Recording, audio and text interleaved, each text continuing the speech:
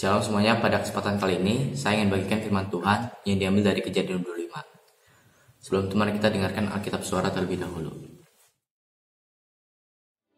Abraham mengambil pula seorang istri, namanya Ketura. Perempuan itu melahirkan baginya Zimran, Yoksan, Medan, Midian, Isibak, dan Suah. Yoksan memperanakkan Sheba dan Dedan. Keturunan Dedan ialah orang Asyur, orang Letus, dan orang Leum. Anak-anak Midian ialah Eva, Efer, Henok, Abida, dan Eldaah. Itulah semuanya keturunan Ketura. Abraham memberikan segala harta miliknya kepada Ishak, tetapi kepada anak-anaknya yang diperolehnya dari gundik-gundiknya, ia memberikan pemberian. Kemudian ia menyuruh mereka, masih pada waktu ia hidup, meninggalkan Ishak, anaknya, dan pergi ke sebelah timur, ke tanah timur. Abraham mencapai umur 175 tahun, lalu ia meninggal. Ia mati pada waktu telah putih rambutnya, tua dan suntuk umur, maka ia dikumpulkan kepada kaum leluhurnya. Dan anak-anaknya, Ishak dan Ismail, menguburkan dia dalam gua Makpelah, di padang Efron bin Zohar, orang Het itu, padang yang letaknya di sebelah timur Mamre, yang telah dibeli Abraham dari Bani Het. Di sanalah terkubur Abraham dan Sarah istrinya. Setelah Abraham mati, Allah memberkati Ishak, anaknya itu, dan Ishak diam dekat sumur Lahai Roi.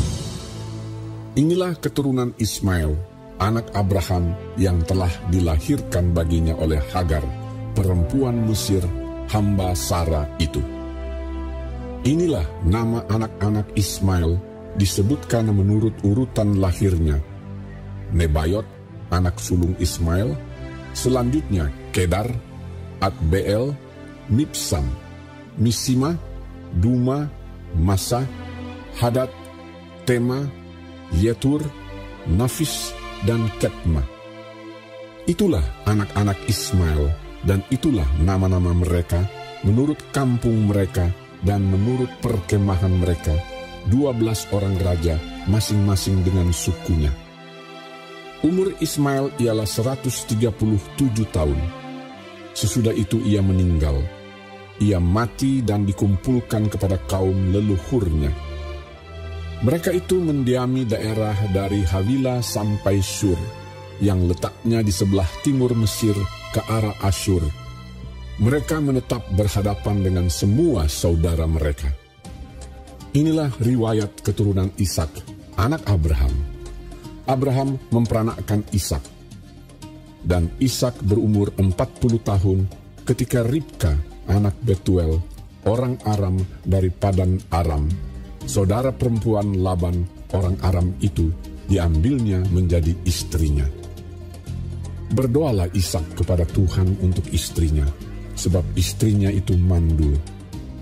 Tuhan mengabulkan doanya, sehingga Ribka istrinya itu mengandung. Tetapi anak-anaknya bertolak-tolakan di dalam rahimnya, dan ia berkata, "Jika demikian halnya, mengapa aku hidup?" Dan ia pergi meminta petunjuk kepada Tuhan. Firman Tuhan kepadanya, "Dua bangsa ada dalam kandunganmu, dan dua suku bangsa akan berpencar dari dalam rahimmu. Suku bangsa yang satu akan lebih kuat dari yang lain, dan anak yang tua akan menjadi hamba kepada anak yang muda." Setelah genap harinya untuk bersalin, memang anak kembar yang di dalam kandungannya. Keluarlah yang pertama, warnanya merah, seluruh tubuhnya seperti jubah berbulu. Sebab itu ia dinamai Esau. Sesudah itu keluarlah adiknya. Tangannya memegang tumit Esau. Sebab itu ia dinamai Yakub. Ishak berumur 60 tahun pada waktu mereka lahir. Lalu bertambah besarlah kedua anak itu. Esau menjadi seorang yang pandai berburu, seorang yang suka tinggal di padang, tetapi Yakub adalah seorang yang tenang, yang suka tinggal di kemah. Ishak sayang kepada Esau, sebab ia suka makan daging buruan, tetapi Ribka kasih kepada Yakub. Pada suatu kali, Yakub sedang memasak sesuatu, lalu datanglah Esau dengan lelah dari padang. Kata Esau kepada Yakub, Berikanlah kiranya aku menghirup sedikit dari yang merah-merah itu, karena aku lelah. Itulah sebabnya namanya disebutkan Edom.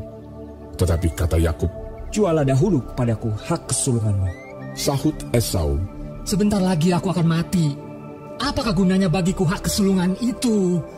kata Yakub. Bersumpahlah dahulu kepadaku.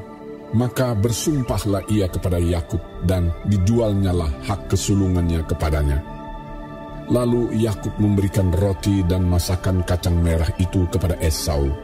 Ia makan dan minum, lalu berdiri dan pergi.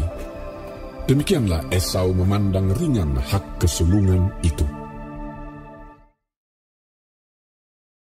Di Kejadian 25, banyak janji-janji Tuhan pada Abraham yang digenapi. Contohnya di Kejadian 17 ayat 4. Tuhan berfirman akan menjadikan Abraham bapa banyak bangsa.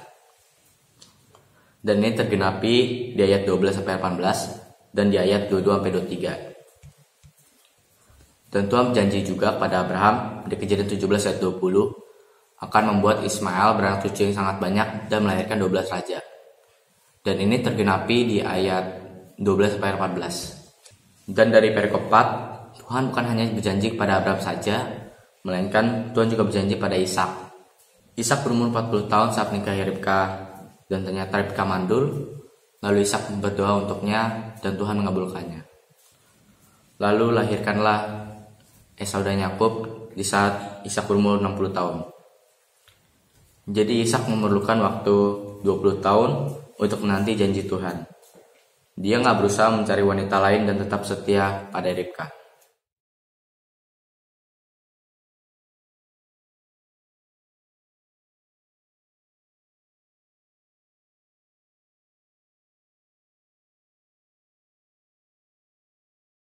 Kesimpulannya, kita harus tetap sabar menanti janji Tuhan, termasuk mendengarkan Tuhan Yesus memberkati.